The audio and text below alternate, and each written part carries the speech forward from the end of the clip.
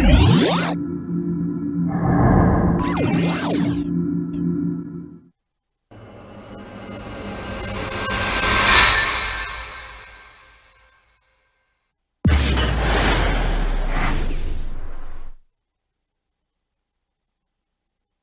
time for Remodel Revolution. And now, an award-winning contractor with over 40 years experience. Here is Alex Guthrie. Welcome to another episode of Remodel Revolution. I'm your host, Alex Guthrie, coming to you from our temporary world headquarters here at Remodel Revolution, but still from deep in the heart of the great state of Texas. I hope you're doing well. I hope you're healthy. I hope you're dealing with this pandemic well. It's getting kind of crazy out there, but I think we'll all get through it just fine very soon. I'm very confident. Hey, I've been working on some interviews from all around the country. I've got great information. I have fantastic guests, and let's just get on with it right now and get started with this show. Well, we're here with my very good friend, Carolyn Blazovsky, and she is the healthy home expert. And I called her and I said, please, please, please, I beg you, come talk to me and my listeners, and let's talk about how to make your home healthy with COVID-19 and really kind of everything. Because, you know, now they're saying, Carolyn, that when you are going to the grocery store and you come back, it's on your clothes and it kind of gets in the air, and you are a expert in actually air purification in the home. That's right. And we actually, our company has the ability to test for COVID on surfaces. So I think it's important for people just to really understand what's going on, Alex. Like, I think they think this is like a little Pac-Man and it's chasing you all around, and that's not what it is at all. It's basically a particulate. It's some RNA genetic material surrounded by a protein and a lipid, and it gets everywhere when you sneeze or cough. And you really have to sneeze or cough to transmit it. And it lives. The problem is it lives on surfaces and it lives on whatever it lands on, right? Well, it's not really even living. It's kind of not even a living thing. It's just more like, imagine particulate that gets out. Just like in mold remediation or mycotoxin. What's kind of interesting about my career is that all of those years of dealing with these invisible things that we can't see, it's prepared us to deal with this stuff. So it's less scary, I guess. But it gets on surfaces, and then you have to touch the surface and then touch your nose and touch your eyes or your mouth. And that's how this thing, gets in. And every time they tell me not to do that, my eyes start itching. And then you go like this. Yeah, it's not even fair to ask people not to scratch their nose. It's kind of like when you're in the dentist chair, and all of a sudden your nose is itching. Itchy, or you want to talk. So you have a program, you have a slide presentation, and we were going to talk about that to kind of give us some tips on things, some ways to protect ourselves in our homes. So let's share a screen here, which I think will help us a little bit. So this is really interesting. I kind of put this together to help people to know what to do in their homes, because our homes have kind of been pushed into the forefront of being the place where we're fighting COVID. I mean, if you're not at the hospital, you're at home, and those are the two places that are really going to be affected. So the big thing I want to talk about, and you and I have talked about this before, is rolling. You definitely don't want it dry. And so you want to maintain between 30 and 50%. Now, with the virus infiltrating our environments, it does a lot, or it's affected more by higher humidity, but you don't want to go too high. So the highest you want to go is like 65%. So if you can go out or, order online and get a little hygrometer, a little RH monitor, don't spend a lot, right? Put it in your environment and try to stay closer to the 65% range with the virus. That's going to help a lot to help. And this helps the virus not survive? Correct. It can't proliferate, but also travel. So like when it's dry and you've got everything dried out, it can fly through the air so much more effectively than when it's humid. So the humidity slows it down, they think. And so the higher the humidity is important, but you don't want to go too high, because then you start to get mold and stuff like that. So that's my range in there, 30 to 50%. If you can go up to 65 with the virus, then I'm allowing you to do that currently.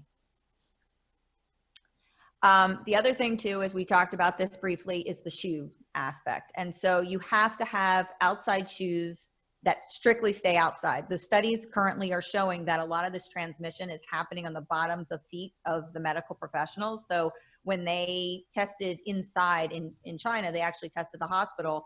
The virus was ending up in the pharmacies and places where the patients were.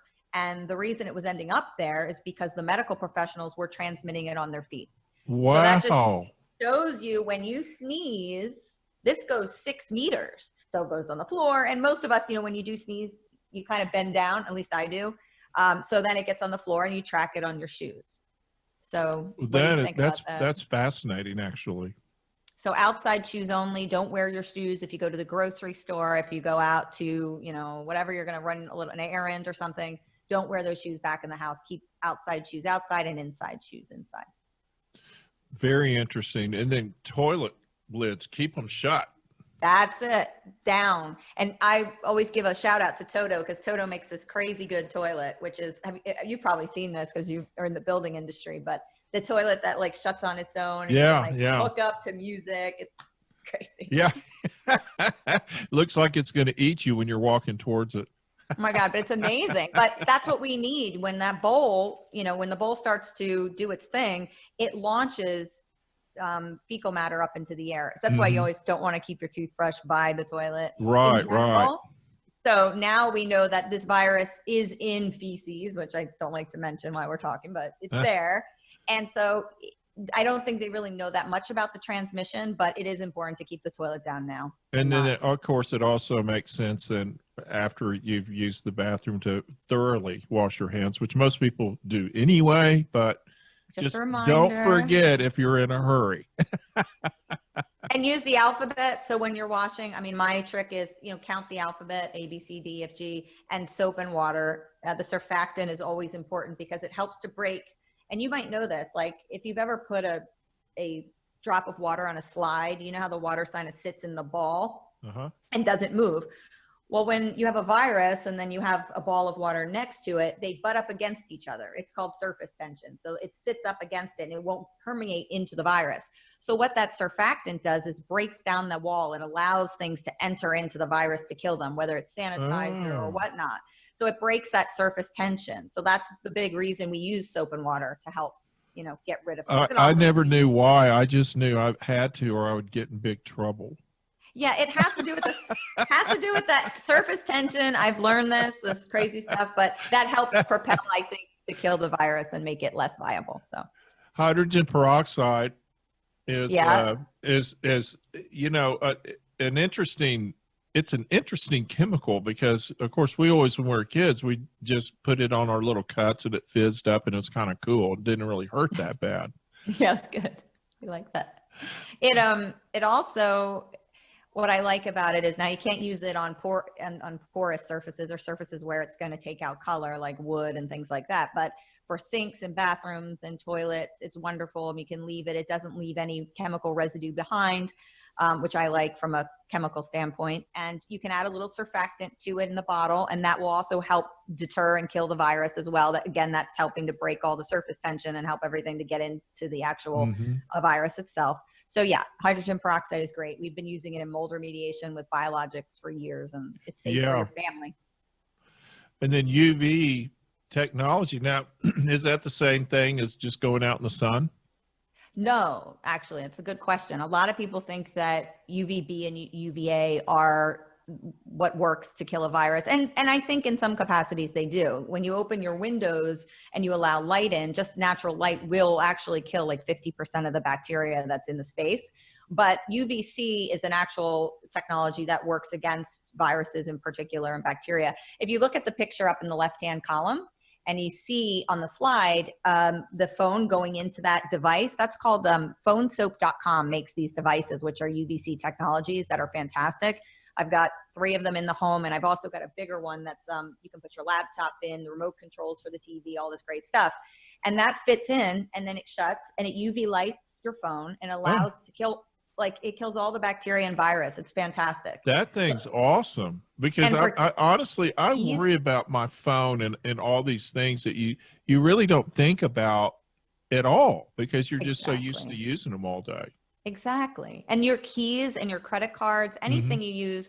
I purchased this back for Christmas for gifts for people. And it was not in anything having to do with COVID-19. It just happened. And I found that everybody that I gave one to did not get sick for the winter. I mean, not even a cold. And I have to say, I think I attribute it to these devices. Very And interesting. they're great. So Yeah. that's phonesoap.com or any UVC application. There's wands you can use now to kind of go over surfaces that, maybe you can't clean. The remote control's good, the doorknobs, phones, anything you're kind of, going outside and inside. So check out UVC Technologies. And then we can talk about water, turning up the water temperature on your water heater. If you could tell people about where they can turn it up on their water heater, that's great, because we need to be over 140. Well, yeah, of course, on your water heater, there's a little control valve on it. Now, this is funny. Our water heater is in a closet in the house, and all of a sudden, I wasn't getting hot water. And I couldn't figure out what was going on. I could tell that the water was only getting warm from the pilot. And I thought, okay, the water heater's about to go out. Well, it ends up that we had put something in the closet and we had hit that little knob and turned it down. And the way I found out is really funny. I paid the plumber to tell me that. So I called the plumber and said, come fix my hot water heater. And he goes, Alex, you idiot. Anyway, there's a little knob on that hot water heater, and that's how you can adjust it. And you just have to be very careful that you don't make it too hot, Right. Because it will scald you. And if you have kids, but absolutely. I learned this. I just did a webinar the other day, and the utility companies actually have cards or a device that you can measure your water temperature. I guess it's a free thing from your utility company. Yes. So check that out. And those would be great to just be able to monitor. We want to be over 140. Definitely laundry has to be up over that temperature, because now we have a lot of these plastic components in the washing machines, and the bins are plastic. And so if you're not getting hot enough, that virus can actually make it and survive on that plastic. So you want to make sure. And of course, on the newer valves in bathrooms, they have a temperature control setting. Oh, that's neat. Yeah, so it can only get to a maximum temperature, and that's You're saying the safety valve. Yes, and that's of course for kids and older people. So, but the thing is, when it comes to killing bacteria and virus and molds and proteins, we need the hotter water temperature. So energy efficiency is not doing us the greatest justice with that application. So can you bypass it if you turn it up through the water heater? You can, right? If you turn the water heater up. Yeah. And you can reset it. You don't really have to buy it. You just set it whatever you want it to be, but it's there for your safety. Opening windows and ventilating is my favorite thing, because I'm a fresh air fanatic. I can't sleep at night. Even in the wintertime, I open a window a little bit and get under the electric blanket. And of course, I have to make sure my wife is asleep first. But that's interesting to me that's on your list. Yeah, and it's important because fresh air always helps, and high humidity helps, and light helps. We know all these things make a difference. We're not necessarily sure how it's going to play out with the virus, but we definitely know they're good for all types of things. And even when they did studies with Spanish flu, which was the original epidemic, the closest epidemic that we have in time to what we are experiencing now, the patients actually did better who were outside and being treated with fresh air and ventilation. So to me, that's a huge thing. So, get as much fresh air exposure as you can. And vitamin D is good. Absolutely. Fresh air is always good. Now, the interesting thing is that in the late 90s, they started encouraging us to build homes that virtually were totally non-vented. I mean, they would only I toured houses in New Mexico in the desert. It was a really neat development, but the idea was to have a 100% energy efficient house. And so this builder built these houses where the only windows that opened were the egress windows in the bedrooms. That was it in the whole house. And so you're completely dependent on the air circulation system in the house to filter your air. And that the only problem I have with that is sometimes these little filters, they break down and you don't know it. You know, they're not working until you start getting sick or something happens. You're like, oh, wow, our filtration system isn't working. Oh, and we can look at it, another slide. When I did this webinar that we just talked about, my argument with energy efficiency and things like that is that these natural things that we need for, here's a perfect example, to kill bacteria, viruses, Right. natural light, ventilation, too much humidity, causing mold growth and things of that nature. A lot of this is stemming out of the fact that we've gone to energy efficiency. And it doesn't mean that controlling our greenhouse gas emission isn't important. That's not what I'm saying, but you can't take away our lifelines for health in general. So I think we have to revisit that. And I can show you it. I have a slide up, we don't have to look at it right now, but there's a slide that basically shows that in Los Angeles, they were doing a green build, right? You have to get a green building permit to build in Los Angeles. Mm-hmm. And when they did it, they had to put in custom dormers because they were getting so much moisture coming from the recessed lighting.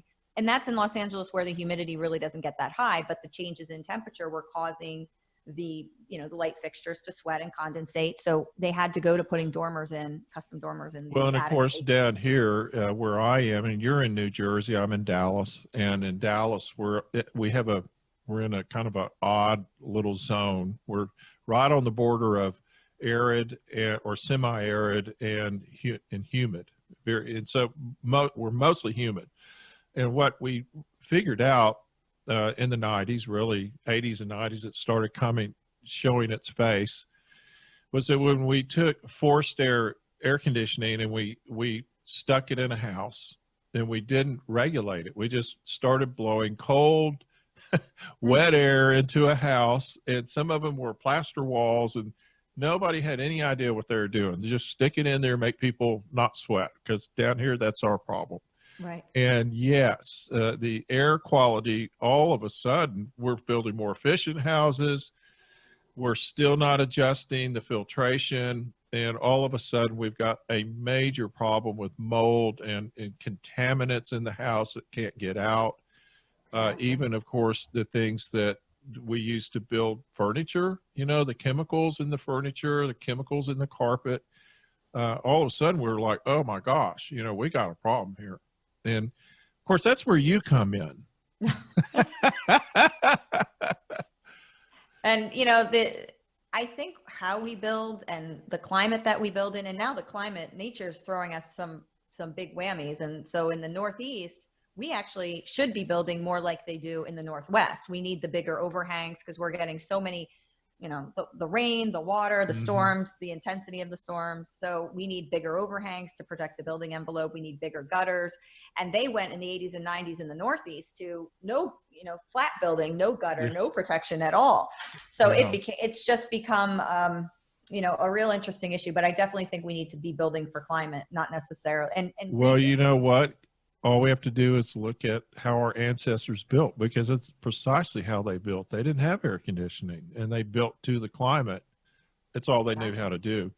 And I took an 1800s house. I think you'll find this fascinating. I just took like a square room. So I did like a 10 by a 10. And then I wanted to see how much percentage they used in that for lighting and ventilation. I used the windows as my sort of consider the windows as the vent. And so we went from 24% in, say, a 10 by 10 room in the 1800s, even 1950s, up to 1950s. Then all of a sudden the 60s and the 70s came and we went to 8%. Right. So that just shows you the big decline. And that's huge. That's almost, that's a really big problem. So especially when our bodies are used to, and the climate, we need that ventilation. Yeah. Yeah. I ran into that for years in remodeling because we were introducing forced air into houses that were built in the 20s and 30s or turn of the century. And when the walls may not have insulation in them. That's right. No insulation in the floors, very minimal, if any, in the attics. But they were breathing really well. I mean, they were operating fine. They didn't rot. They didn't have mold. They didn't have problems. No. And then we realized that it was all that fresh air and breathing that was keeping the house and the occupants healthy. That's and right. we took it away. Let's just take that away. We don't need that. Who cares? It's crazy. And I don't get it. Like, I mean, I understand. I think it's an economic thing. I think everybody wants to make money. So they've got, if you're just using wood and plaster and lathe, it's more about the labor that's going to cost more to create it versus the product. And I think people want to be involved and make money. And I don't begrudge anybody that, but when it comes to building, we really need some kind of governing system because these homes are just so toxic on so many levels. And it's evolving. Of course, our building codes have changed dramatically to make things more energy efficient. And now we're having to, by making it more efficient, we just create a whole nother environmental issue inside the house. And so that's where, people like you come in, and you're you actually do investigations in houses, don't you? Correct. Yes. And so you have let's talk about some of your systems that you use. Mm-hmm. And so the other thing, I kind of want to see if I have a slide up here to kind of show you, because I think we've got a really good one that'll kind of help us. So just bear with me 1 second. Let me share my screen with you. See if this will help us a little bit. These are you want to do technologies that we kind of utilize. So, sure. So I think this is a good one. Oh yeah. So if you can see this, these are some of the technologies that we're finding that, help create a healthy home. And I think there's 3 things, right? It's not just technology. We have to build, that's in my opinion, it's more of a passive system, right? Whether you're doing passive solar, but you want the house to work with you and to work with all the ventilation issues and the sunlight issues and all of those things.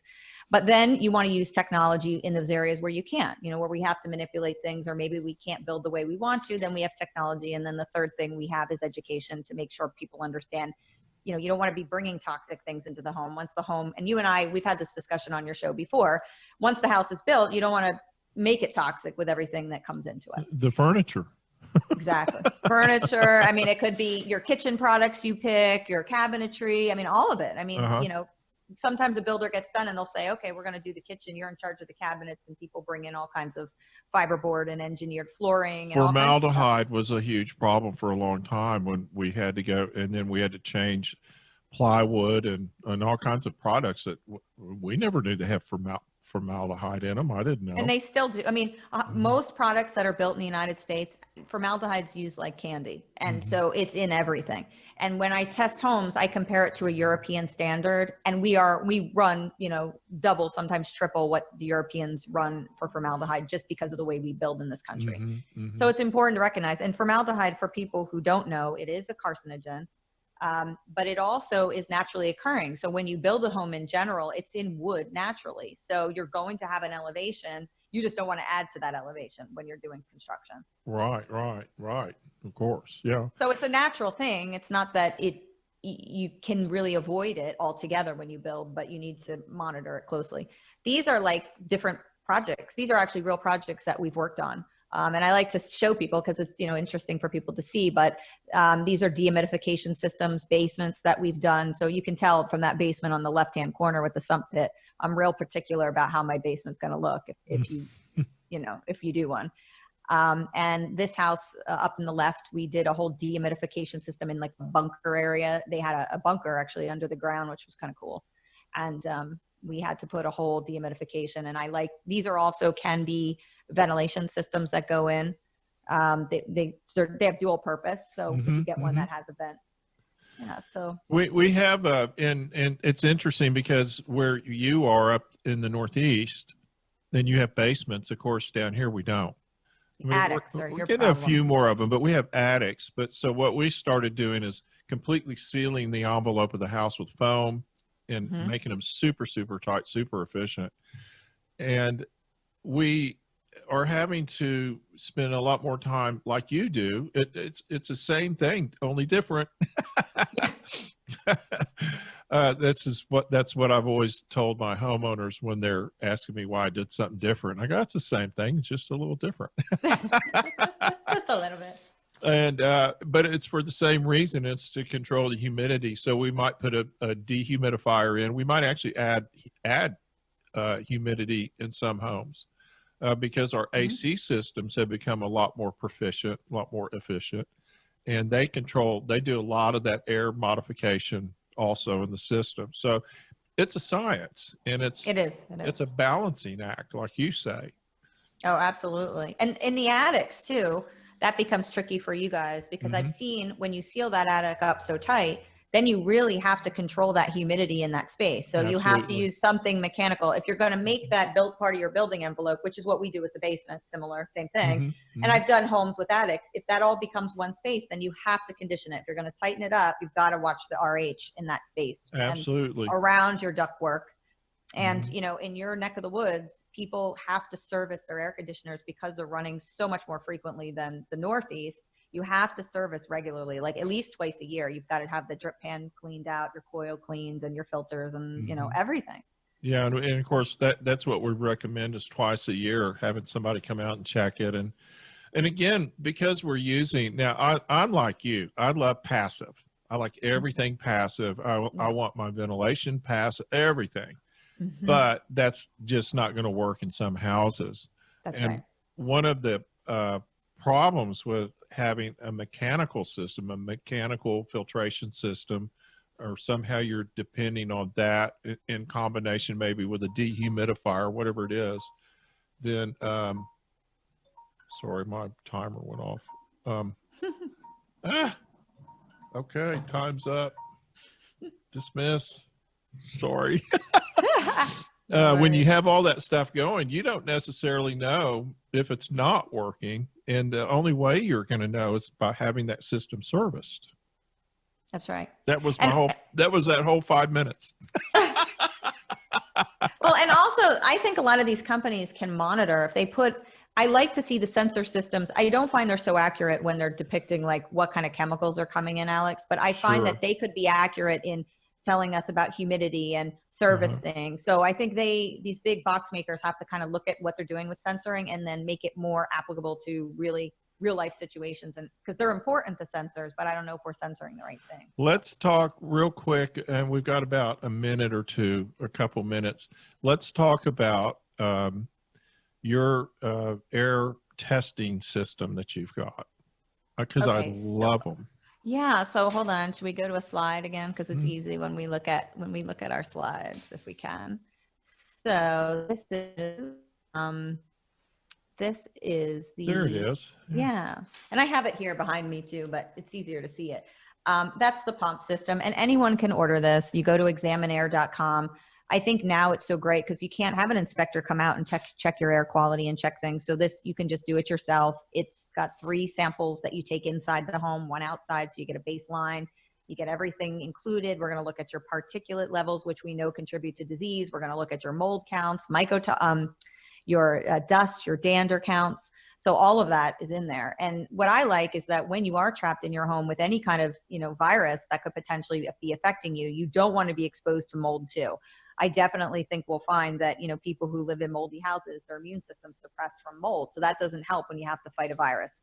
So this is a great time to just, do a kit, and you can order it yourself and do it around your house, and you'll have the results within a couple days. Well, more and more people are ultra sensitive to air quality. I have clients that are just, really petrified of us coming in their house. I don't blame them.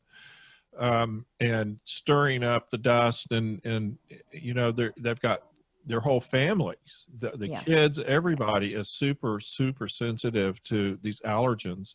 Yeah. And this seems to me to be the perfect solution to at least knowing what's in there to help Exactly. And then you don't have to stir up everything. And then if you have a problem, then, you may have to stir it up to address it, but at least you could leave the house or, not be around. I worked really hard. This was something that I developed after going out and seeing houses and being involved with houses for a long time. And we're doing another one too. It's going to be the Examinair 2, and that's going to be formaldehyde and a VOC. Wow. So, wow. That one will be busy.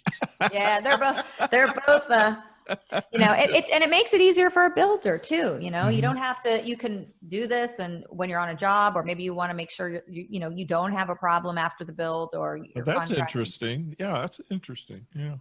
Hey, thank you so much for coming and spending the day with me.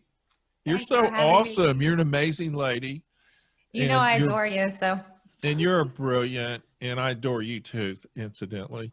Uh, this is the only way we can hug anymore. Communicate. You know? It's so nice though, like to see people. I'm like, oh my God, I get to see Alex. At least we have Thank some you. like interaction. You're you're so wonderful. And it's myhealthyhome.com. My healthyhomeexpert.com. Oh, Healthy Home Expert. Homeexpert.com. Oh, it's right over your head. Healthy Home Expert. Oh yeah, there. I see it now. I see it now. Actually, if you type in My Healthy Home, you'll get us. I mean, Yeah, so yeah. myhealthyhome.info, you can find us. We come up. So either one of those two. Carolyn Blazovsky. I said it right. Alex Guthrie. You're so amazing. Thank you so much. And we're going to do this again. Yep. Anytime. But not soon enough. Stay safe and healthy. The hardest working and arguably most important system in our homes is our air conditioning and heating system. It heats the air, it cools the air, and it filters the air. That's why it's so critical to have it checked and maintained by the very best professionals available. It's time to contact Total Air and Heat at totalair.com. Get that system pruned and tuned. If you want to have the very best experience, you've got to hire the very best company. Total Air's employees are honest, well-trained, and thoroughly background checked. I never have to worry about sending their technicians out to my clients' homes. Family owned and operated for 3 generations, Total Air and Heat has been a fixture in North Dallas for over 60 years. Total Air is a proud dealer of the Trane air conditioning systems, and you know how hard it is to stop a train, so give them a call at 972-881-0020. That's 972-881-0020, or contact them at totalair.com. Our next segment, we're going to visit with Kevin Key of Key Residential in Dallas. Kevin is a remodeler. He's been around quite a while, and I wanted to talk to some local people about, or remodelers, about how COVID-19 and the regulations and all the stuff that we're having to deal with is affecting their business and their clients. Let's go talk to Kevin. I'm here with Kevin Key, Key Residential in Dallas. Kevin is a remodeling contractor. He's kind of like me. He's not a huge company. He does a lot of really high quality work. And I wanted to talk to Kevin and talk about how he's dealing with his clients during this COVID-19. And also the city has been really kind of having problems processing permits, and I'm not sure about inspections as I haven't called for any, but I know that just yesterday they came out with a whole new set of rules on permits and how many they're going to release and how they're going to do it. So it's obviously been a problem for the city as well, dealing with all of this. And of course, I haven't had to go for a permit, Kevin, because when this all started, all of my clients said, you know, we're just not going to do anything for a while. How is your client base dealing with this, or have you had to deal with it yet? Well, much like you, the ones that we had kind of that we were working on in terms of trying to get bids or beginning to talk about jobs, if the homeowners will be living in the home, those were all postponed. Mm-hmm. The projects that have continued were where the homeowners were out of the home already. Yeah. And so we didn't, we've really kind of avoided any homeowners. However, in the last 2 weeks or last week or so, I have had 3 appointments with potential new clients. So I think people are kind of ready to get moving again. It almost seems like there's a lot of confidence that things are going to go back to normal is kind of the feeling I'm getting. And I sure hope it stays that way, because I would agree. We all need a good strong push to get us going again and get us back up on our feet. It's been pretty harrowing for most of us real small business owners. None of us are prepared for a long stay at no business. I mean, it's just we depend on that cash flow weekly, really, most of us. Yeah. So how are your subs dealing with this? Are you having to do protocols or any contagion protocols, as I call them, to have them in houses even unoccupied or even on outside stuff? Is any of that creating a challenge for you? Well, the biggest challenge is trying to get the appropriate items necessary for the protocol. Of course, the Dallas Builders Association has been really leading in a big help, I think, even with the city of Dallas for us, with their guidelines that they've printed and that they've sent out to us.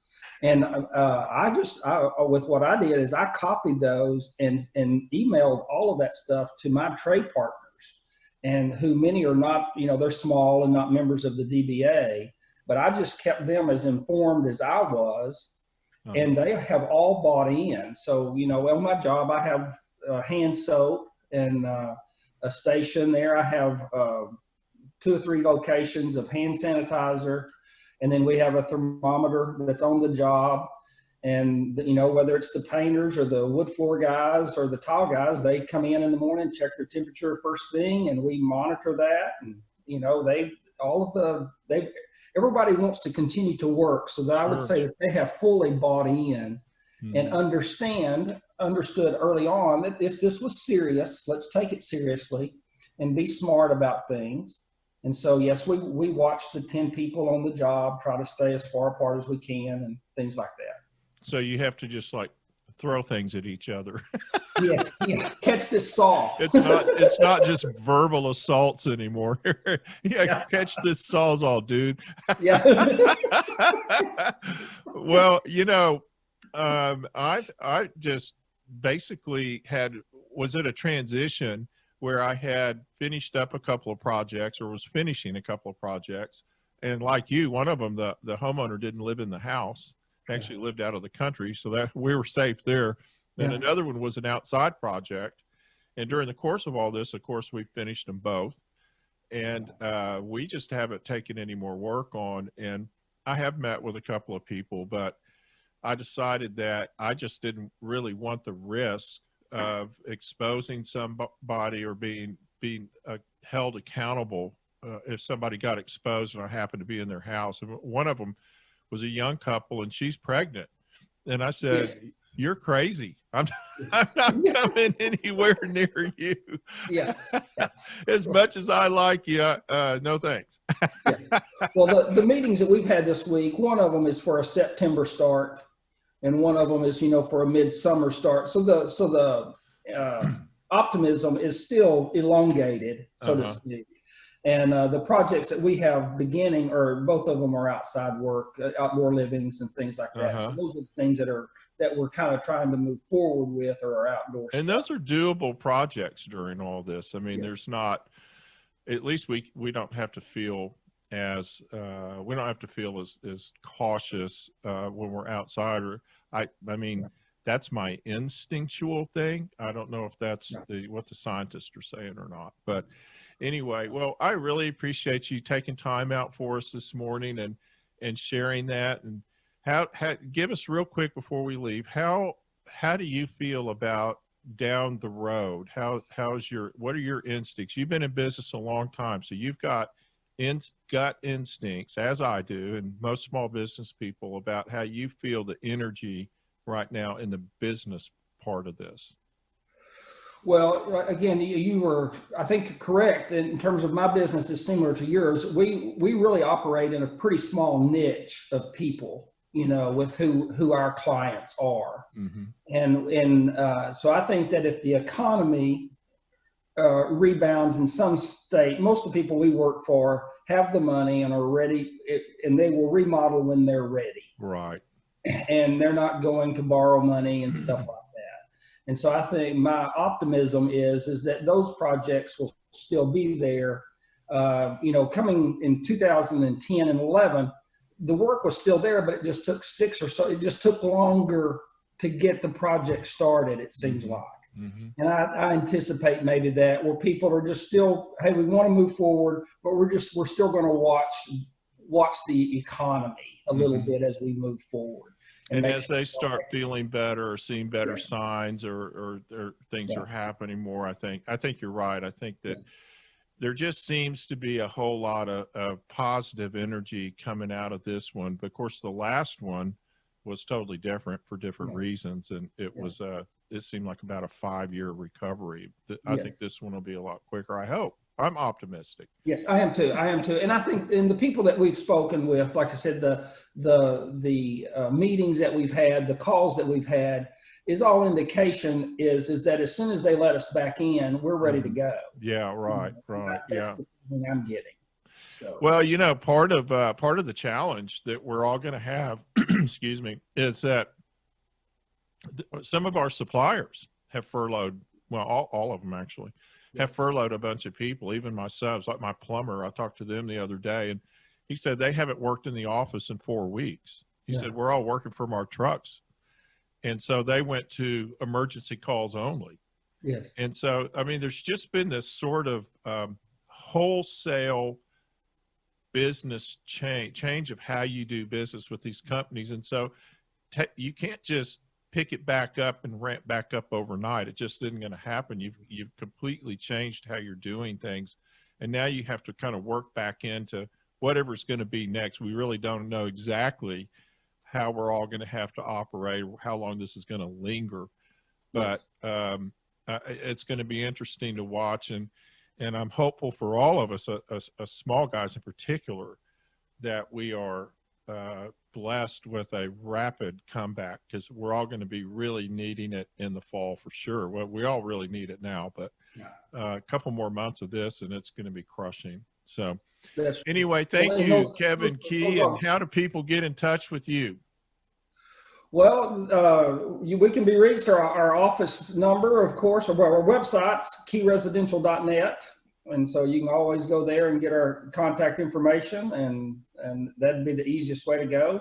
And so. Fantastic. Kevin Key with Key Residential. Thank you so much for being with us. And I look forward to talking to you again when things are, we're talking about something different, like how to do something.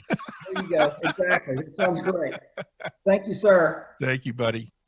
Sometimes it's a question of, do I call or don't I call the foundation repair company? Well, what if I tell you that I know a foundation repair company that will tell you if you don't need foundation repair? That's right. Hargrave and Hargrave Foundation Repair has been in business for over 50 years, and they know the difference. One of the last family-owned foundation repair businesses in North Texas. Not only are they honest, they know what causes your foundation to move, and they know how to fix it. Don't be duped by fly-by-night foundation companies that provide shortcuts and messy fixes. Call Hargrave and Hargrave Foundation Repair at 972-442-3415 at the first sign of trouble. Hargrave uses the Chance helical pier system exclusively because it's the highest quality, most reliable helical pier money can buy. 972-442-3415 or contact them at hargravefoundation.com. The views and opinions of this program are for educational and entertainment purposes only and are not intended to replace the recommendations of a hired professional.